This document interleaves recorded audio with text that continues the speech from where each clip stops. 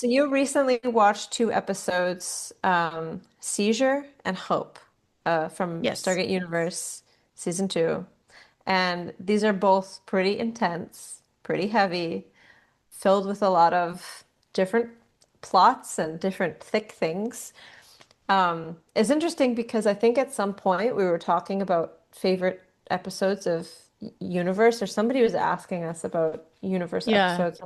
I mentioned that there was this sort of period kind of leading up to around 15 that I really was kind of like a I like so much so far. And these are probably two I really love. I think Seizure is Yeah. probably one of my favorite episodes so Mm, far. And they're both kind of very linked. So, and yeah. to give a little bit of background for people that are watching, Emily wrote me and said, I watched Hope, so maybe we can talk about that. And a couple days later, I said, well, did you watch Seizure yet? Because they're so, I mean, we'll talk about it, but they're so linked in terms of the content and what's going on. And until this morning, she finally wrote me and said I watched Seizure, but I was very worried because I was like, how can I talk about this and be able to manage without giving any spoiler, any kind of tell or Yeah. indications. Yes. Um, but yeah, maybe we just start with like you can say your impression of the episode and what made you after watching Hope go, oh, let's talk about this. Yes. Okay. So first I'll just read like the little thing, like the synopsis of the episode just to remind people. So it's season 2, episode 14, and it says Ginn resurfaces in Chloe via the communication stones, creating a dilemma for Eli and Rush to solve. Greer becomes a kidney donor after Tamaris diagnoses Volker with end-stage renal disease. And that's just with hope. Yeah, So like that's it. That's this is already pretty heavy. yeah.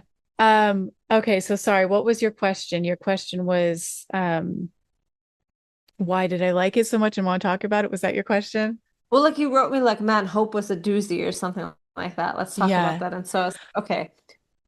I mean, you Well, kind of just explained it a little bit, but yeah, go ahead. yeah, I mean, yeah, so that's like I mean, a lot happened, but I think too, this is kind of a slight sidetrack of what all of the whole episode is about. But one of the things that really stood out to me, and I'm not sure if you noticed this with this episode, is it's the first episode that they introduce a typical type of Stargate humor that was never there before. And I found that very interesting because they were able to introduce funny elements, and I'll explain what it is if you don't remember. Was it with the That kidney they've stuff? never had in universe before. And it felt very SG1 and Mhm. Atlantis like, but mixed in with a layer of universe. And I found that fascinating because we were just talking about how we didn't know if that kind of humor could work in universe. When with Yeah. our one of our last episodes, we were saying like we don't think that that would I think it was when we were talking about O'Neill and how his humor felt different For his on character, yeah. Universe. Yeah, for his character. Um, but like, for example, when the scientists are talking, this is before they know that Volker has end stage renal, what is it, renal failure or whatever, Hmm. um, renal disease. And uh, they're just kind of communicating about something and they're all kind of teasing each other. So it's kind of like they'll start laughing about things like that aren't actually funny, but yet it makes it funny. And then like, so that kind of banter that I don't Hmm. normally notice in universe. And then when they had the surgery for the transplant, because the guy had talked about a specific song that he always loved. And so the other scientist, which I can't remember his name, the guy with the dark curly hair, he had put on the music, which was kind of sweet, but put on the Yeah. music for the guy when he was about to get his surgery. And so it was just kind of very humorous in a moment that could have been like really awful and scary. They chose to make a little bit of humor before they start this whole thing of him getting the transplant. And so like I found that very SG1 like. And Yeah, true, I true, true. just like it just really stood out to me that I'm like, oh my gosh, like this is the first time I've seen that in universe at all that I remember. And so I found that fascinating. So that's actually when I messaged you, was like when that was happening in the episode. Um, Oh, okay. so yeah, so that was one of the reasons, was I thought that that was interesting with the humor. So Yeah, no, that's true. That's true. There was a little bit, and I think there were a couple things that they were joking about. Like I kind of had this memory they were yeah, making some jokes about certain things with, his surgery and everything to kind of lighten that because I think in the end that went really hinky, like the whole thing. I mean, like there were lots of complications and it was very intense, everything that was going on. But yeah, it's interesting, like that was, I guess maybe like in the very beginning, there might have been some moments with Eli that were kind of cutesy or funny, but I also feel like not enough with enough characters around it that it really hmm landed. But I'd be mm, curious if I went back and rewatched it. Maybe I was so focused on the plot all the time. Maybe there is little like tiny nuggets of funny things that you yeah, realize on second watching. yeah, Because it is so like suspenseful. And I do notice like now sometimes I'm watching SG-1 and I will hear something that maybe I didn't pay attention to when I watched it when I was focused on the plot. And it's just really funny. And at the time I didn't notice it as much. yeah, So yeah, maybe it's like more subtle. I don't know. And it could be like a different kind of way of doing it, but that is more kind of yeah, present. And that was cool. Yeah, I liked that yeah, those moments. I thought this was nice.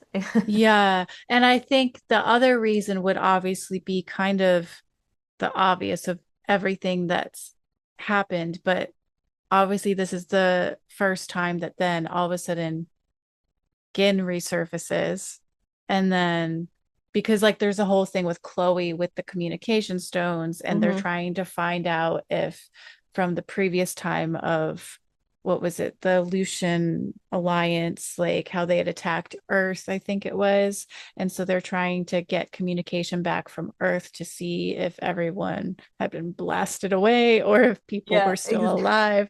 And so they hadn't managed to get any sort of communication. And so they used Chloe to then also use a communication stones because I think everyone was using it. And then she connects with someone, and then you find out that who she's connecting with is Ginn. And so Hmm. that I did not expect Me neither, whatsoever. yeah. I didn't remember it. Like I've said, I've watched Universe once before, but I don't remember anything. So, but that I really didn't remember. And so there's that. And then there's the doozy of Amanda Perry at the end of the Hmm. episode. They think it's Ginn again, and it's Amanda Perry. So it's like that is just like a crazy. There's just so much stuff that's happened in this episode, in this one episode. There was so many different like storylines going on, I felt. So usually like they'll focus on one thing and that'll be the main thing. But yes, this was part of the main thing, but then you also have the kidney stuff that happens, and then the whole thing with Greer, being the person willing to do the transplant. So there's all that craziness going on. So yeah, it was just a really, really intense episode, and I did not expect Ginn to reappear. Um, or Amanda. I mean, I was curious about Amanda Perry once Ginn reappeared. I'm just like, oh, is Hmm. she gonna reappear? And that whole thing was just very confusing because you're like, how is this possible? So I thought that was really fun to watch. And almost kind of nice in a sense because of what happened. They had just kind of, you assume that they're dead, which technically they were, but their consciousness wasn't. And so, yeah, just kind of crazy. I mean, how did you feel when, if you can remember back when you watched this episode, like, was that any of that expected? I mean, I didn't really expect them to come back. No, Yeah. I thought it was kind of cool. Awkward for Eli Yeah. to kind of Yeah. have Ginn, his like basically girlfriend, to be in a body of someone that he used to have a crush on that's now dating someone else. It's a bit awkward. Yeah.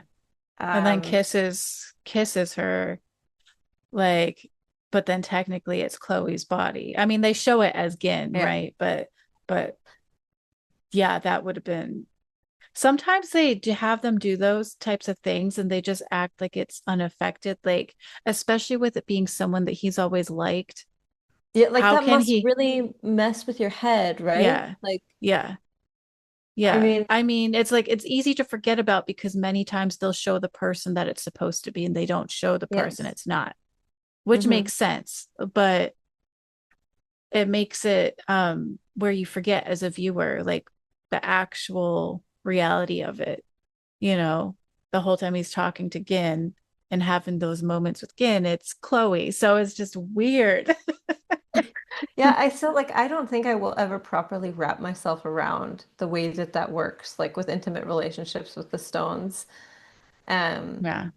I mean, I think like in these episodes and also I think in the one um where Ginn and Amanda or something were sharing a body where like this was the one time where they almost like overtly addressed that it's one body and one consciousness because you could see the tension of Eli because Rush, was with Amanda and it's really Ginn's physical body. And so I think they kind of addressed that a little bit. But this, like, I think, like, poor Eli, like, my God, like, this would mess, like, think about how much this would mess you up. You lose I mean, first you're rejected by the person you like, and then you meet someone else, and then you're dating them, and then they are killed. And then suddenly, the person that you were dating resurfaces in the body of the person who rejected you. But you know that the consciousness is like, okay, it's going away or something. Like, oh my God. Also, what I want to know if you think about it with like the communication stones, whoever said they have to be the same gender that switch, it always just That's happens to be. true. It always You're just right. happens. Yeah. So And that would also be super complicated if the gender was switched and it's a gender that someone's not into. And then they're around that, ah, you know what I mean? mm-hmm. Well, I mean, presumably when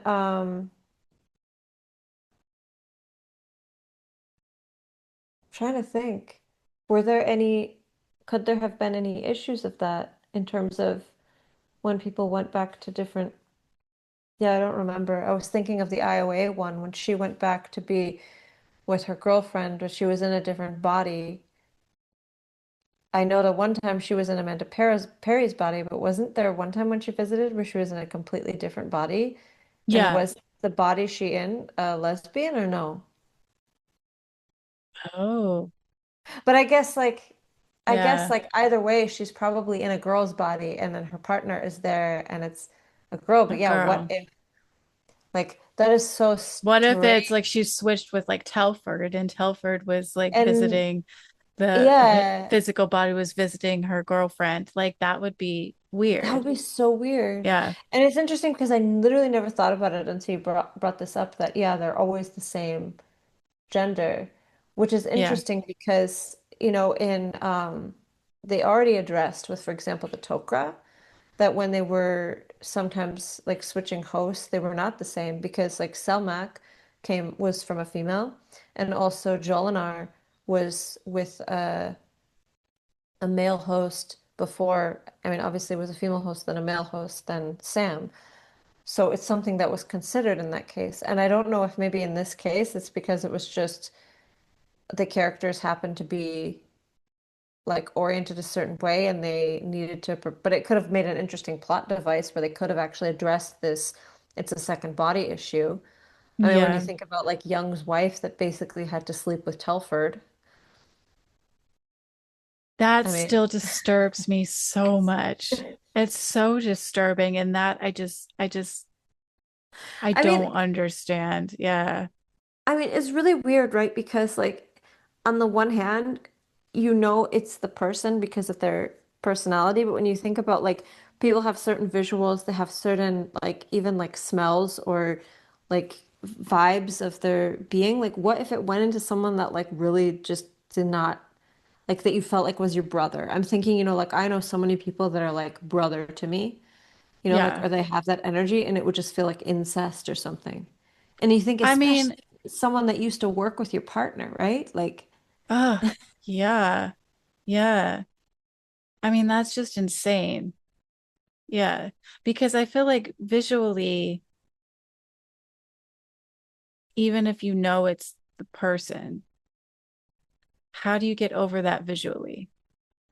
yeah, Like, especially if it's someone you know. Like, I mean, I understand if it's someone you never met before, like never in your life, you don't know no context of this person, and it's like, oh, I'm actually your partner, but I look different right now. yeah. That's probably Yeah. more believable. But like, imagine it's like someone that you like completely know of, and then suddenly they're like someone else. That would be Yeah. weird.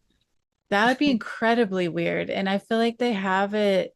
I mean, granted, like, there's only so much time they can focus Yeah. on that type of thing in the show that it would make sense. But I feel like they have them switch over in terms of their acceptance of it fairly quickly, like almost unusually quickly, that maybe my sense of time as a viewer watching it, maybe they're taking longer and it's just shown in that way.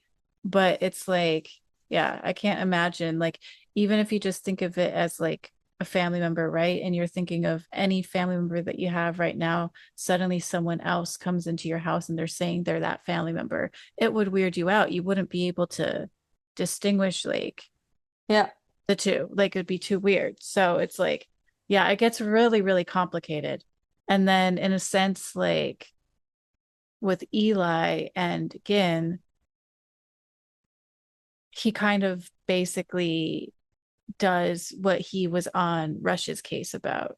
Yep. Rush kissed Ginn because it was Yep. Amanda Perry. Eli kissed Chloe because it was Ginn. So it's just Hmm. kind of like, dude, like that's a total double standard. I mean, I know he'd been through a lot at that point with thinking she was dead, dead. And like, so yeah, but crazy. It is crazy, right? Like, yeah. So that part of it, and I mean that was a little bit it was like almost you were put through the trauma again because they came back, but they're not really. So it's almost like okay, you just had this trauma of losing all these characters. Here you go. Have them back, but not really. Yeah. Yeah. And then also, if you remember with Ginn and Chloe, right? You don't know what's happening like throughout Yeah. that pretty much the whole episode for a while. And they keep like switching back and forth and becoming weaker. And you don't know if something's going to happen to the both of them because you don't really know how any of this is possible. And then with Ginn, she keeps having that thing happen, like she's being choked, Yep. like that was insane where that was constantly happening. And so it was just like such a strange, strange circumstance. Yeah, well, Um, it almost implies like Chloe might not make it in that episode because of all yeah, that. And I yeah, mean, there was the one episode where the people kind of they came back and relived their death or whatever, right? Like hmm, from that. yeah. And so it almost kind of like alluded to that. Like I feel like I remember at some point thinking it was kind of reminiscent of that, like Oh, with the yeah, choking and everything. And I don't know, but so yes, very, very crazy. yeah, That was it yeah. was intense. And I mean, I don't know. Are you again an Eli or Amanda Perry and Rush shipper?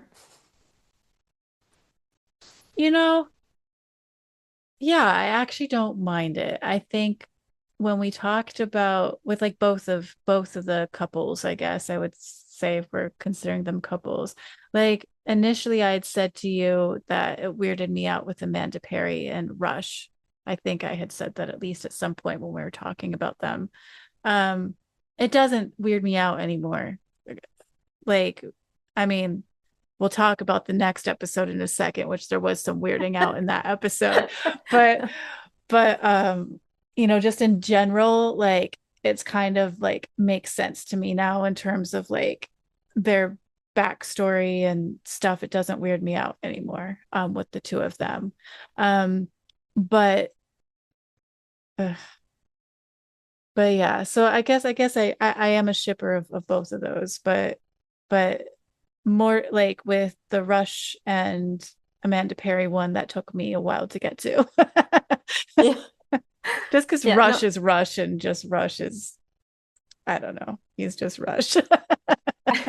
I mean, I was so happy for Ginn and Eli to be together because I Yeah. also wanted Ginn or I wanted Eli to move on from Chloe, and it was like this kind of made this so much sense. I was Yeah. always kind of a little bit rooting for Amanda Perry and Rush.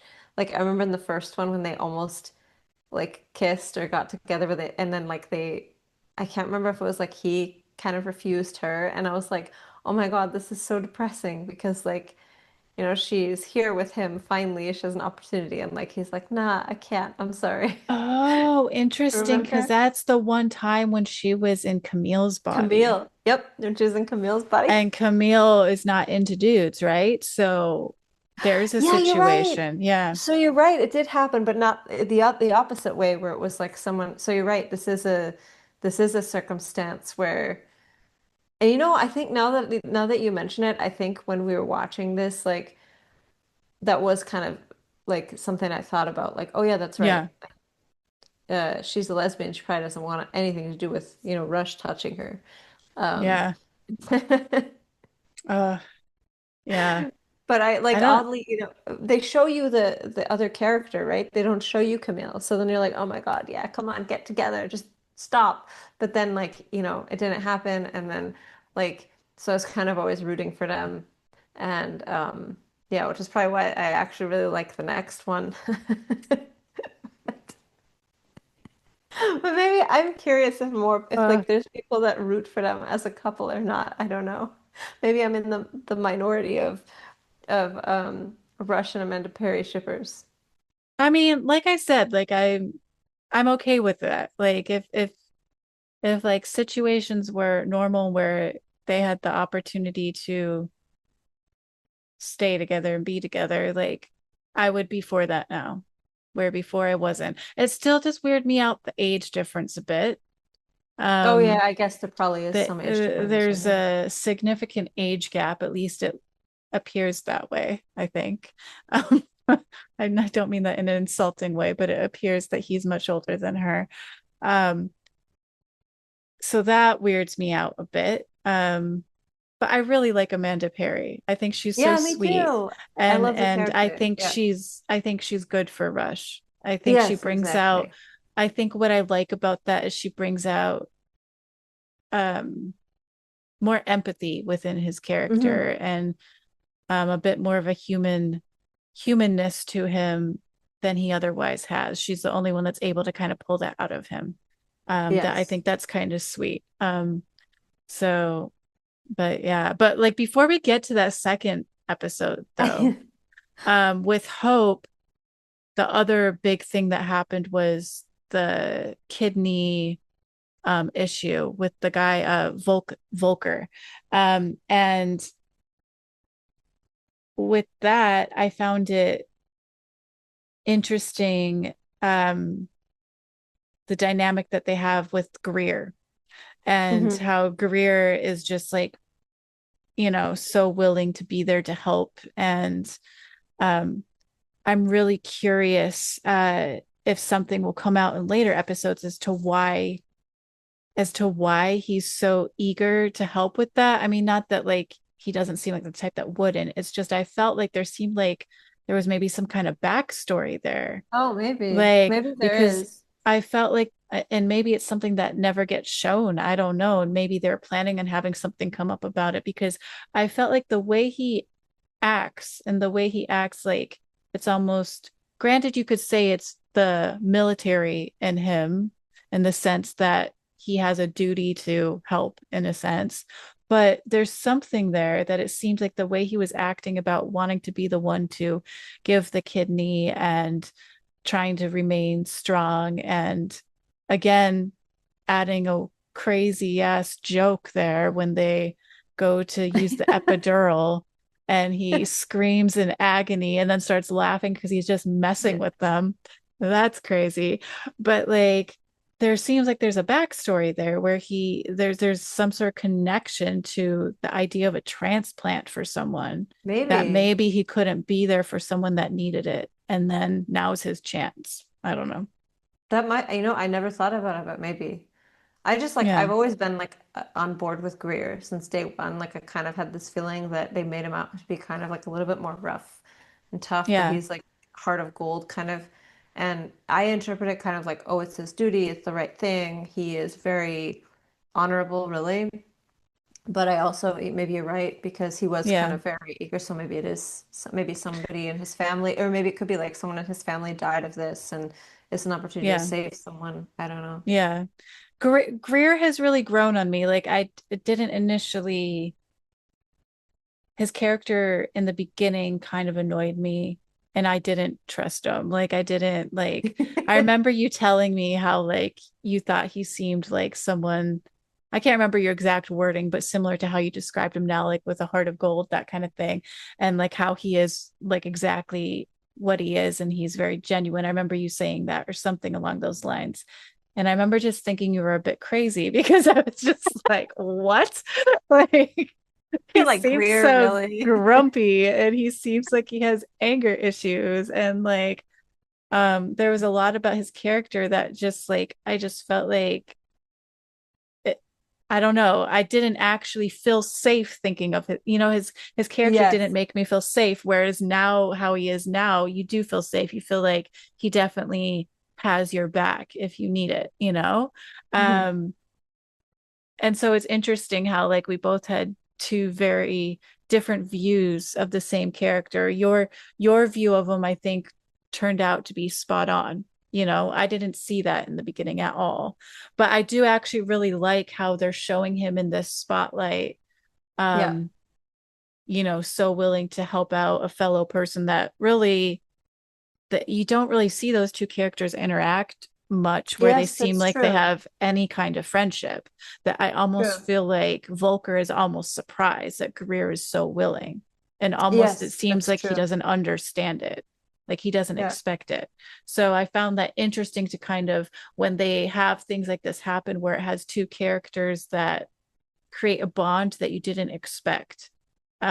Because it was the same when it was like Rush and Chloe. You're just like, oh, that's kind of a Yeah. strange like duo there, but it makes sense. They both experienced something. So now I feel like this has kind of bonded Greer and Volker. So yeah, Yeah. it's interesting.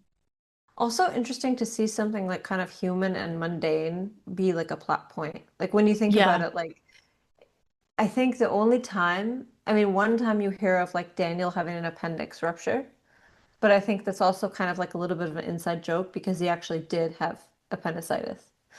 Hmm. Um, but I think in this case, like it's very interesting that I mean, one, I remember in the beginning of the show, they did address, you know, that people were suddenly having no caffeine and they had no Hmm. medication, and so that's why people are acting all weird. You know, they addressed that he is missing his medication. I think at some point they say something like he used to take hyper, like something for his heart or something. Oh, did they And then, address that back then? no, no, I mean, in this episode, I think. Oh, this episode. Yeah. Like Yeah. they addressed that in this episode, like they brought that up, which is usually, I mean, it's like, I'm not, I think it's something that kind of, you know, it's like such a thing that you almost are not even aware of in shows like this that people have Yeah. like they're people with normal health issues and normal things going on. And then that there's a kind of a health issue that is completely not science fiction. Yeah. I thought that was kind of an interesting approach. Like it really kind of, while at the same time, there's this totally, completely science fiction plot happening concurrently. And it's Yes. like Yeah. so interesting, right? Yeah. Yeah. Definitely. Like I think that's a very good point. Yeah, I didn't think about it in that way, but you're exactly right. Like it's just one of those very human things that actually very much so makes sense to happen. And I'm surprised it hasn't happened up until this point. Um and yeah, and then I think does the surgery happen in that in the episode of Hope, I think is when I that think so. It happens in Hope, yeah. yeah. And then everything's okay with that for the most part. Um and it's mainly Greer at the end of Hope that you can tell isn't maybe doing so well, but the other guy seems totally Hmm. fine. Um, and then that storyline kind of continues with the next episode. Yes. Um, So I guess like with the next episode, so what is it? Seizure. Mm-hmm. The synopsis says, Rush slips into a coma in the neural interface chair, and Amanda connects with him in the ship's matrix. But Ginn informs Eli of a problem with that scenario. Elsewhere, Dr. Rodney McKay's plan to dial the ninth Chevron address hits a snag. So, with this one, it was super cool that McKay and Woolsey were in the Mm-hmm. episode, which I was so like excited about.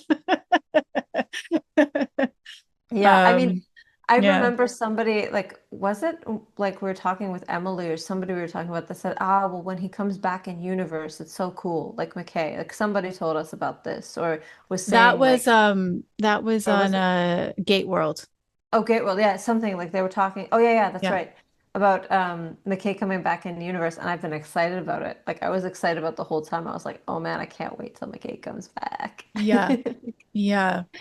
Yeah, I know. I was wondering when that was going to happen. So yeah, and I didn't realize it was now. So like I was surprised like when there was Woolsey and then there was McKay. Um I was really excited for that because I thought that was kind of interesting.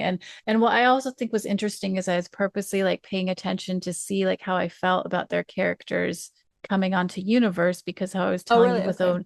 with O'Neill it felt a bit different at first. Um, but I think because there's been enough time that has went by with me getting used to how universe is, it didn't feel strange to me.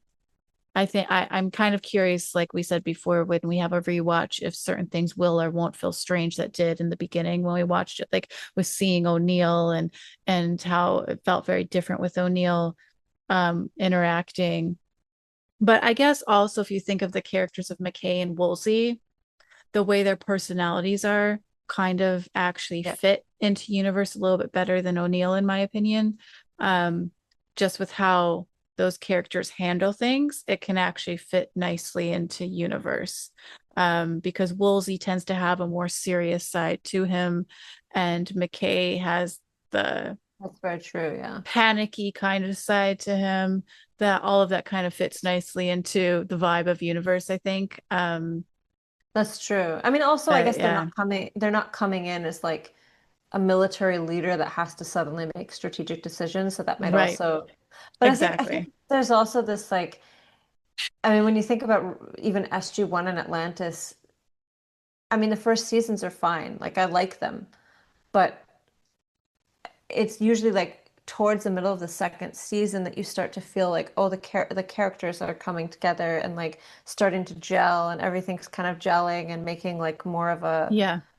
like I mean, you go back and you watch season one of SG-1 and you recognize the ensemble cast and the relationships because you're familiar with it from later.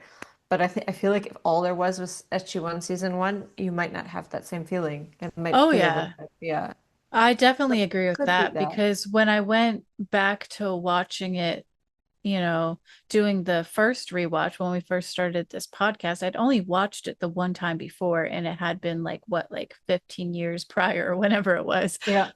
You know, maybe not, I don't remember how long it had been since I had seen it. So I really didn't remember much of anything. Yeah. Um, And when I was watching it, as much as I love SG-1, it did Hmm. take me like the first few seasons to really get into it. So Yeah. that's what I think people do forget. I think it's probably actually like that for a lot of people. Yeah. But people are so like harsh on SGU and forget that like had there been a bunch of other like seasons, people probably Yeah. would have seen it in the same context as or similar at least as SG-1 and Atlantis, where it was kind of like because Atlantis had the opportunity to be combined with SG-1 that it Yes. worked nicely. So I think there was less of that feeling of needing to get into the first few Yeah, seasons. there was like this overlap Um, where yeah, both and were happening at the same time. Yeah. exactly. The overlap worked really nicely. With SGU, there wasn't really an overlap. You know, they might have had like some characters come back, you know, to help a little bit. But since it was such a different vibe, that didn't necessarily help. It was cool, but it didn't necessarily help when it first started. So, um, Yeah, I think people just kind of forget that or never give Stargate Universe the chance to actually realize that, in my opinion at least. Yep. But yeah, with this one, okay, so with this episode, ugh, one of the big things that happen is that Amanda Perry, her consciousness is on the ship, right? So basically at the end of the first of Hope is when they put the consciousness of Amanda Perry and Ginn into the ship, right?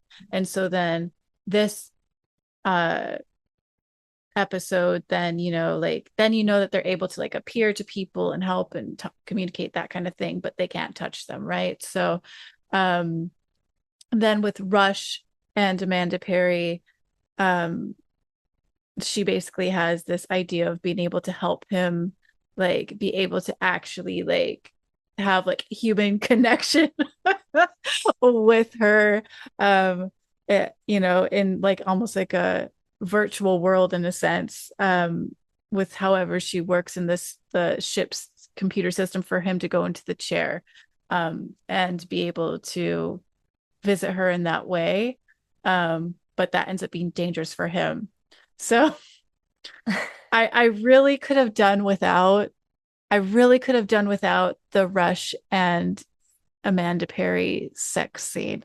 I really could have done without that because I just feel like that's like the equivalent of someone walking in on like a family member. It just feels awkward, and it's Ah, just okay. like I don't want to see this. Like it feels weird. And it's nothing against Rush, but it's just I don't want to see that. I mean, I don't, to me, it's not necessarily whether it's actually shown or not shown, but I was happy whether if it was even implied. I was like, oh, good for Yeah. them. Yeah. I mean, I was like happy for them, right? But it's just kind of like You didn't want the it visual. was just a bit cringe. It was just a bit like, like no, I don't want to see this.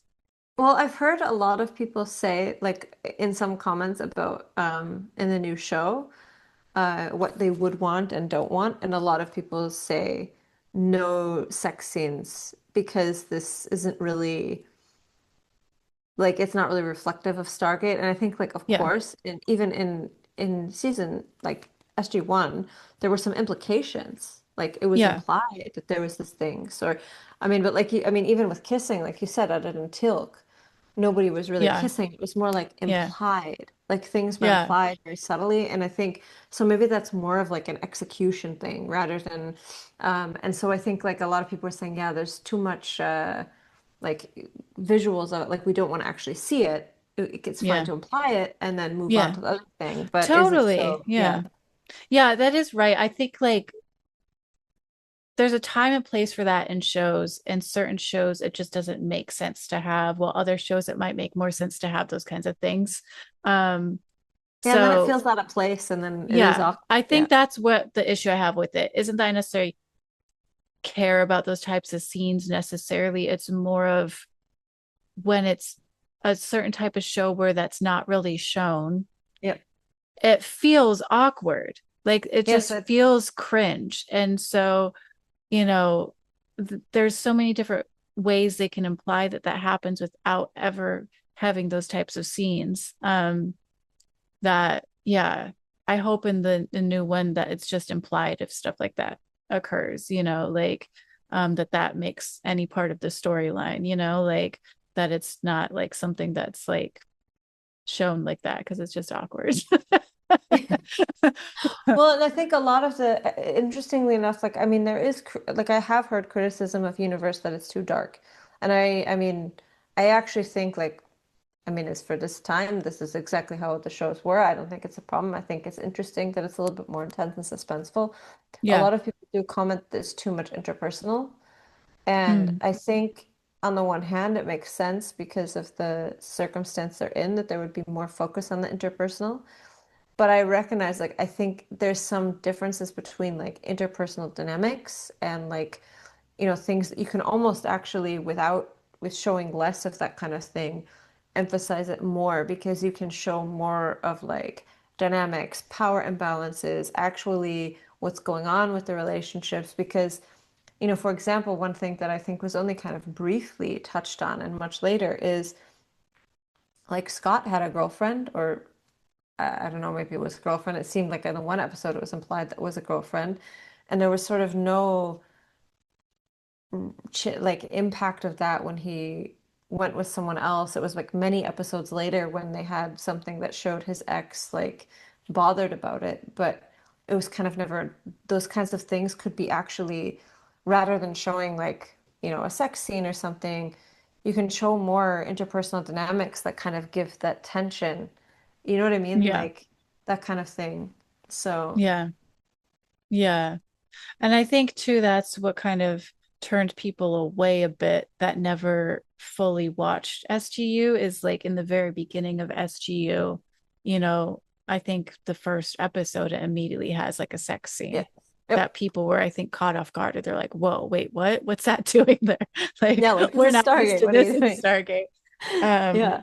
so I think, it was kind of a bit too much too soon. If that's shown a little bit later on, maybe it wouldn't have been so startling for people. But yeah, so anyways, with this episode with Seizure, that happens with Rush and Amanda Perry, which again, like it's sweet for them. It's sweet that, they're able to like, it's like Rush is so throughout all of universe so far, he's kind of like the main one that they go to for all of the problems, and it's always very intense, and he's always very secretive and very like questionable with how he does things and his emotions towards things or lack thereof, like that. I think it's really nice to kind of see him almost in a more human um environment, in the sense that like he's able to just kind of like hang out with her and have it be more like like if he was like on earth basically. But like, so it's probably like in a sense of those two characters, it's kind of like um the it's kind of the equivalent, even though like people probably don't see these two as that, is if like you were suddenly to see like O'Neill and Carter together and you're just like, oh, it's nice for them, maybe don't Yeah. show too much of stuff, but like it's nice for those characters to be together kind of thing. But like, yeah, I don't know. So there was that. What else was there in this episode? So then it was a bit confusing to me actually in terms of what was fully happening with the group of people that McKay um and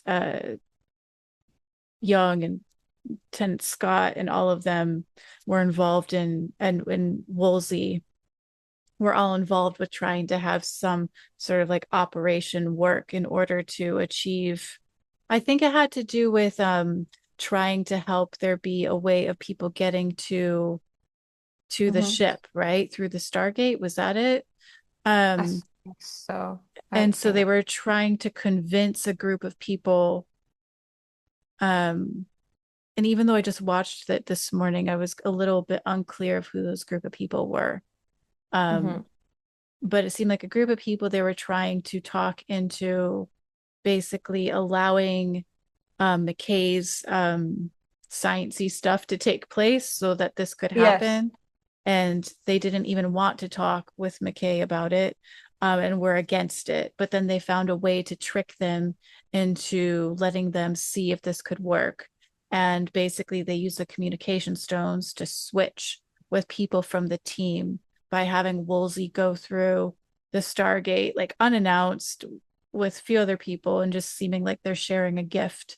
And when the guy touches the communication stone, it then switches to Lieutenant Scott because they were prepared for that. And then Hmm. later they switched the leader of that group of people with Young. And so, um, which I thought that was cool. Like, I thought that was kind of a cool plan. Hmm. Like, Yeah, I I liked mean, that plan. I was just a bit confused who those groups of people were because at first I thought it was involving the Lucian Alliance, but I'm like, no, those wouldn't have been the Lucian Alliance. So who were they? So that's where I was a bit confused on. Okay, no, I can't fully remember.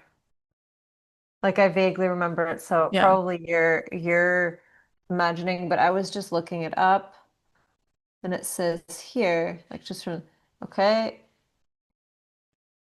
tries to convince an ally they suspect might be infiltrated by the Lucian Alliance, but it Oh, doesn't specify. infiltrated. Okay. Yeah, yeah. Oh, So that's they were. right. Because in the beginning of this episode, when they're all talking around the table, Mm-hmm. um, there was one of the head guys that was very against even listening to the idea. And when he Right, right. left, the guy that's, oh, what's his name? How could I forget his name? The guy that slept with Young's wife. What's his Telford. name? Telford, yeah. Telford, he said, "Oh, well, I know that he's Lucian Alliance." And they're like, "Well, how do you know?" And like he was just Right. like, "Let me show you," blah, blah, blah.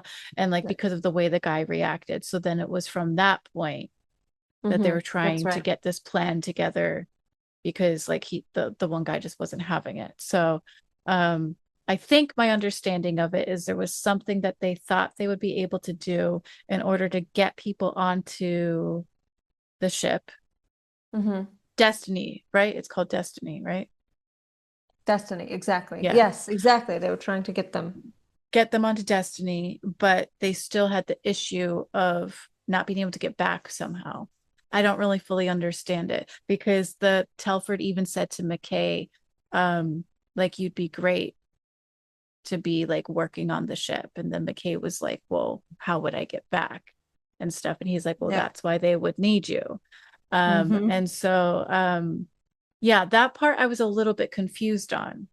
I didn't fully understand what was going on, but it must be some sort of plan that then I don't think it fully worked out in the end.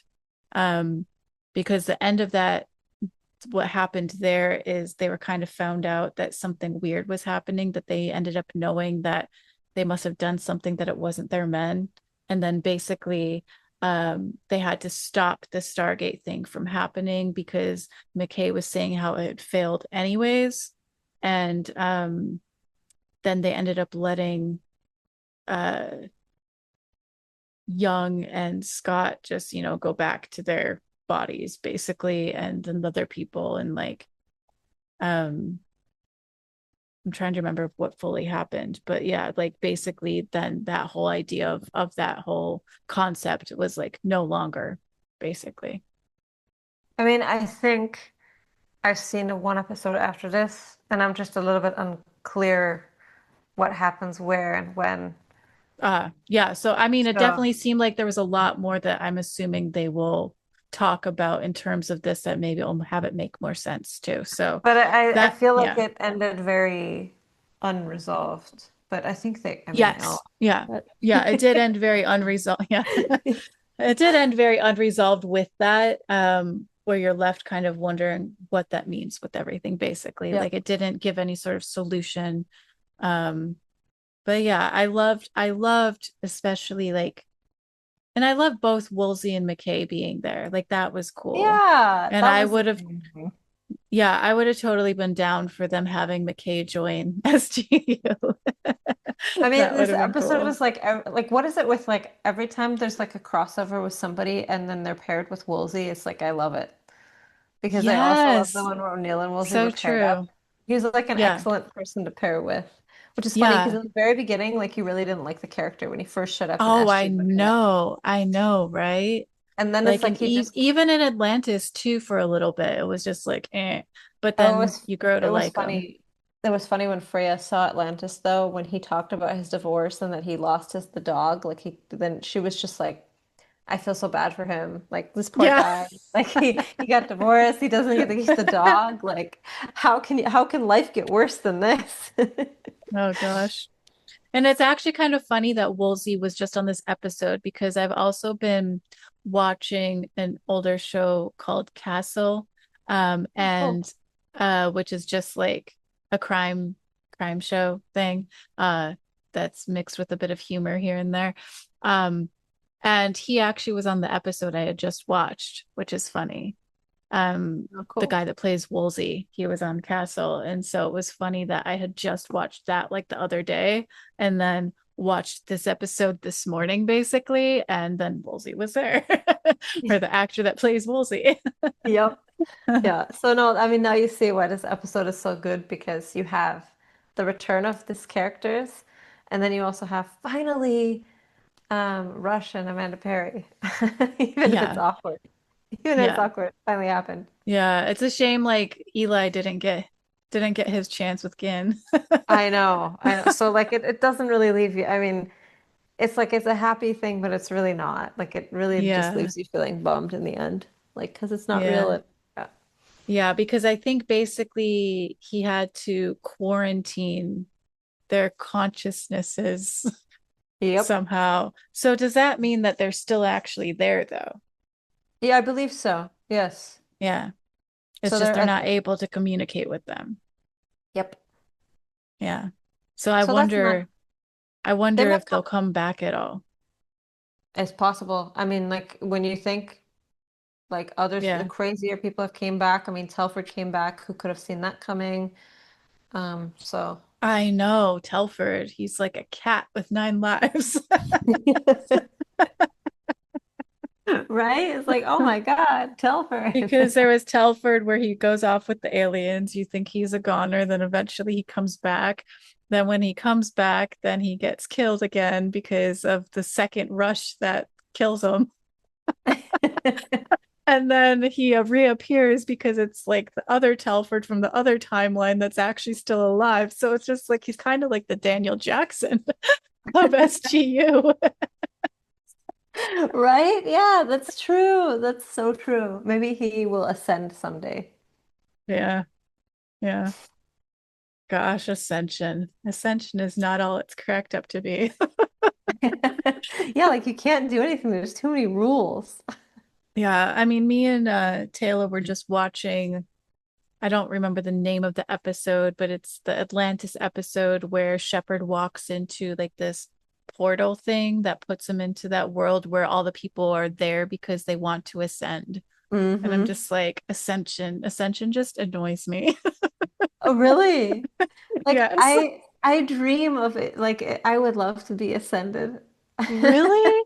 No Yeah. way. No way. You like the physical flesh being. Yes. Yeah, pretty much. But so the idea of reaching enlightenment isn't sounding fun. No, no, it Okay. just sounds like that's just too much. Okay. Just too much. I'll just stick to my simple little brain. It's a very O'Neill approach. Yes, me and O'Neill, are actually oddly similar in that sense. Like, nah, ascension. It's not what it's cracked up to be. Uh, Too funny.